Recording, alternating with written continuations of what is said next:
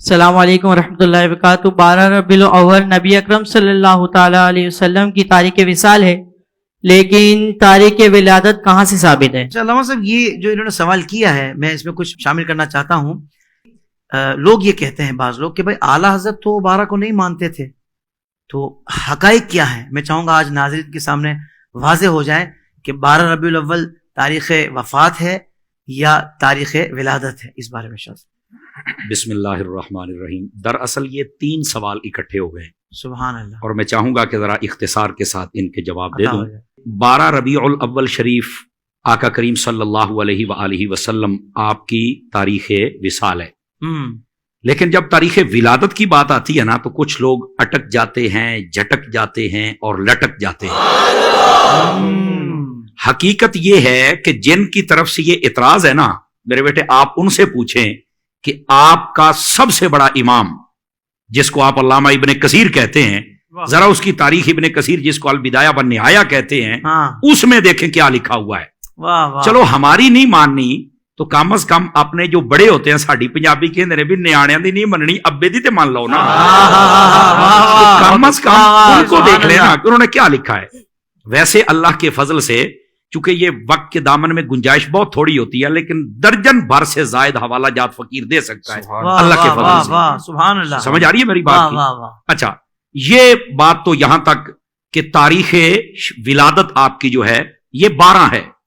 جہاں تک سیدی اعلیٰ حضرت صاحب رحمت اللہ تعالی علیہ آپ پر بات کی جاتی ہے نا، جی اصل میں اعلیٰ حضرت اگر نہیں مانتے 12 کو تو میرا پہلا سوال یہ، پھر وہ مانتے کیا ہیں؟ کہتے ہیں وہ 8 کو مانتے ہیں، تو میں نے کہا آپ 8 کو کر لو،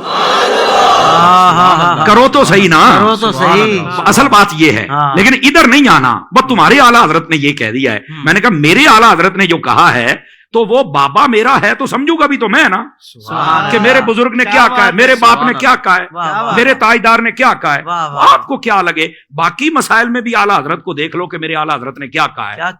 لیکن جہاں تک اس سوال کا جواب ہے تو سیدی اعلیٰ صاحب نے کیا کہا ہے میں آپ کے سامنے، یہ ہمارے بزرگوں کی جو تاریخ ولادت و وفات و شہادت ہوتی نا، اس میں عمومی طور پر کچھ اقوال ہوتے ہیں، اور اس میں کوئی حرج کی بات بھی نہیں ہے۔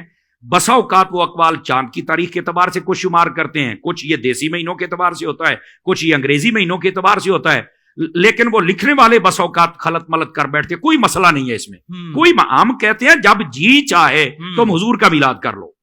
لیکن رہ گئی بات سیدی اعلیٰ حضرت کی، تو اعلیٰ حضرت صاحب رحمت اللہ علیہ نے جو فرمایا، وہ فرماتے ہیں کہ اس سال جو ربیع الاول آیا نا، اس کا جو ذائچہ اور سانچہ میرے سامنے ہے، اس حساب سے جب میں نے دیکھا تو وہ پیچھے چلتے چلتے چلتے چلتے وہ 8 ربیع الاول اس حساب سے بنی ہے۔ جی مطلب یہ اعلیٰ حضرت کا کمال دیکھیں، کیا کمپیوٹرائز آپ کا دماغ ہے، آپ نے فرما دی۔ لیکن جو اگلی بات کہی وہ کوئی نہیں بتائے گا، آپ نے فرمایا لیکن جو مشہور ہے وہ بھی 12 ہے، جو معمول ہے جس پر عمل کیا جاتا ہے وہ بھی 12 ہے، اور جو قول جمہور ہے وہ بھی 12 ہے۔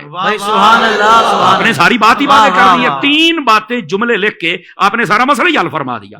بذات خود سیدی اعلیٰ حضرت صاحب، آپ کا سارا قبیلہ، آپ کے مریدین و متعلقین، آپ کے گھر پر جو محفل ہوتی ہے وہ بھی 12 کو ہی ہوتی ہے۔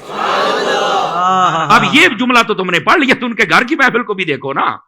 تو سیدی اعلیٰ حضرت صاحب رحمت اللہ علیہ نے ایک حساب بتایا کہ اس حساب سے اگر آج کے دن میں دیکھوں تو یہ بنتا ہے، لیکن معمول، مشہور اور قول جمہور وہ 12 کا ہے۔ تو جب ہے ہی 12 کو، اور اس میں اہل حرمین جس کو کہا جاتا ہے، پوری دنیا تمام علماء اس پر متفق ہے، تو یہ 12 ہی کو آقا کریم صلی اللہ علیہ وسلم کی ولادت اقدس ہے، اور اسی دن کو ایمان والے میلاد کرتے ہیں۔ واہ واہ واہ واہ، سبحان اللہ سبحان اللہ۔ اچھا علامہ صاحب، اس طرح کی بات بھی ذہن میں لوگوں کے آتی ہے کہ جب حضور کے آنے کی خوشی کرتے ہو تو جانے کا غم کیوں نہیں کرتے، اس کا کیا جواب ہے؟ اللہ اکبر، جانے کا غم وہ کرے جس کا نبی مر گیا ہے، ہمارا تو زندہ ہے۔ نعرہ تکبیر، نعرہ رسالت، نعرہ تحقیق، نعرہ حیدری، حیدر رضا۔ ہمارے امام نے تو یہ کہا۔ اب میں پوچھتا ہوں نا ان لوگوں سے جو کہتے ہیں کہ اعلیٰ حضرت کہتے ہیں 12 نہیں 8 ہے، وہ میں پوچھتا ہوں یہ وہی اعلیٰ حضرت ہے جنہوں نے کہا تو زندہ ہے واللہ، تو زندہ ہے واللہ، میرے چشم عالم سے چھپ جانے والا۔ تو یہ کون سی بات ہوئی کہ آنے کی خوشی کرتے جانے کا کم؟ وائر منافقت تو نے بھی کن لوگوں کے پاس ڈیرے لگا لیے کہ جو جب محرم آئے تو وہ کہتے ہیں نہیں امام حسین کی یاد میں پیٹنا نہیں چاہیے، رونا نہیں چاہیے، چونکہ 3 دن سے زیادہ سوگ ہی نہیں ہے. اور وہی منافق لوگ جب ربیع الاول آتا ہے تو کہتے ہیں کہ تم آنے کی خوشی کرتے ہو تو جانے کا غم کیوں نہیں کرتے؟ او بھائی ادھر 1-1.5 ماہ مہینے کے بعد ہی تمہارے مسئلے بدل جاتے ہیں. خدا کا خوف کرو یار. کیا منافقت بھی سوچتی ہوگی کہ منافقت تو میں تھی پر جن سوداگروں کے پاس میں آ گئی نا انہوں نے میرا بیڑا ہی کر کے رکھ دیا. بہت خوبصورت. اب یار سوچنے والی بات ہے، 1.5 ماہ پہلے یہ فتویٰ جاری ہو رہا تھا کہ سوگ 3 دن سے زیادہ نہیں، تو اب بھی کہو نا کہ 3 دن سے زیادہ سوگ نہیں، بس آنے کی خوشی کرو، جانے کا غم نہیں کر سکتے.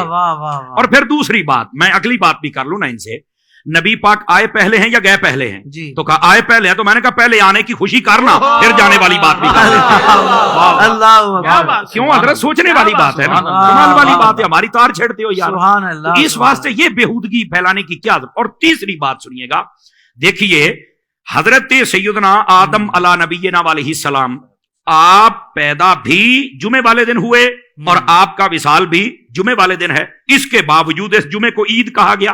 ان الجمعۃ عید للمؤمنین، فرمایا جمعہ مومنوں کے لیے عید ہے. تو بھائی اللہ تبارک و تعالیٰ نے اپنے حبیب پاک صلی اللہ علیہ وسلم کو جو دین دیا اس میں یہ مسئلہ ہے اور حضور نے خود بیان فرمایا.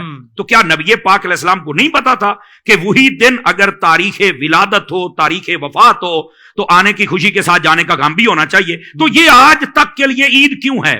آدم علیہ السلام جس دن آئیں جائیں وہ آج تک عید کا دن رہے، وہاں سوگ کا نام تک نہیں ہے. تو جس دن آدم سمیت سارے نبیوں کے امام آئے اس دن سوگ کہاں سے آ گیا؟ اس دن بھی یہ عید ہی ہے اور خوشی ہی ہے. اللہ. تو یہ دوسری بات. اور تیسری بات سمجھنے والی ہے، میرے آقا کریم علیہ السلام نے فرما دیا حیاتی خیر لکم و مماتی خیر لکم. فرمایا میرا تمہارے درمیان رہنا بھی بہتر ہے، پردہ کر جانا بھی بہتر ہے.